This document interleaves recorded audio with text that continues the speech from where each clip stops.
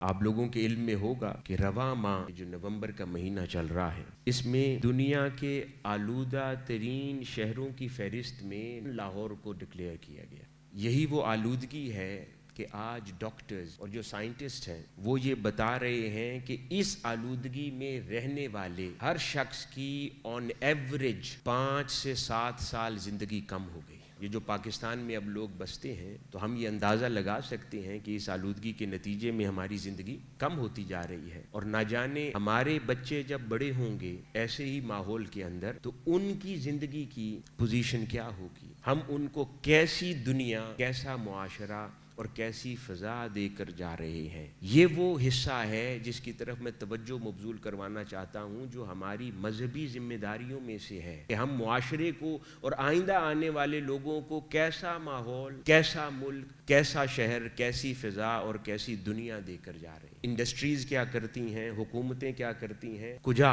ہر انسان اگر اپنی ذمہ داری کی طرف توجہ مبذول کر لے کہ کم از کم میرے وجود سے اس ماحول میں آلودگی کا اور اضافہ نہ ہو، یعنی شعوری کوشش بجا لائے، تو اس نے پھر اپنا فرض اللہ رب العزت کے حضور ادا کر دیا۔